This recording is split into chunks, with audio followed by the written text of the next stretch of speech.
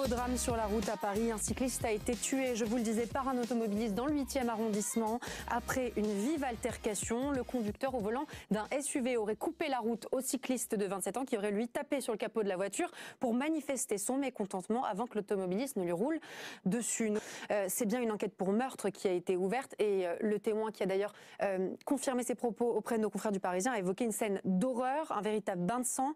Le massage cardiaque n'a servi à rien. Le cycliste est décédé malheureusement sur place. Comment est-ce qu'on explique une telle violence? Le cycliste est décédé malheureusement sur place. Comment est-ce qu'on explique une telle violence? Car tu es un peuple saint pour l'Éternel ton Dieu. L'Éternel ton Dieu t'a choisi pour que tu fusses un peuple qui lui appartint entre tous les peuples qui sont sur la face de la terre. Tu dévoreras tous les peuples que l'Éternel ton Dieu va te livrer. Tu ne jetteras pas sur eux un regard de pitié et tu ne serviras point leur Dieu, car ce serait un piège pour toi. Mon fils aujourd'hui, c'est-à-dire que quelqu'un a tué mon fils. Ma vie a basculé. Mardi soir, ma vie a basculé.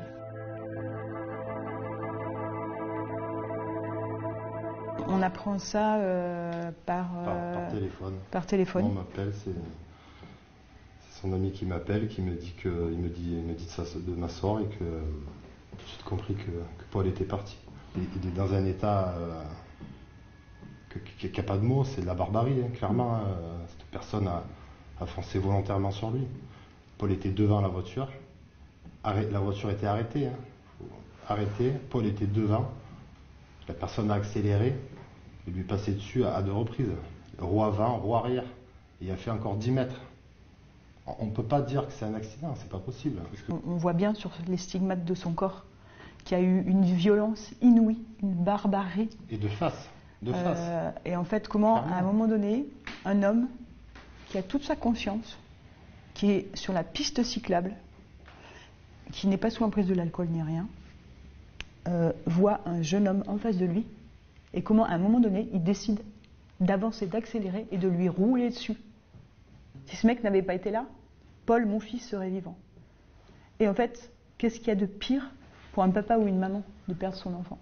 Comment on va arriver à vivre avec ça? Comment on va l'intégrer? Comment la vie continue? Il avait des valeurs merveilleuses et sa vie s'arrête là. Et c'est terrible. Donc nous, on est là, on sera les porte-drapeaux, en fait, en quelque sorte, pour continuer tout ce qu'il a entamé dans une grande douleur.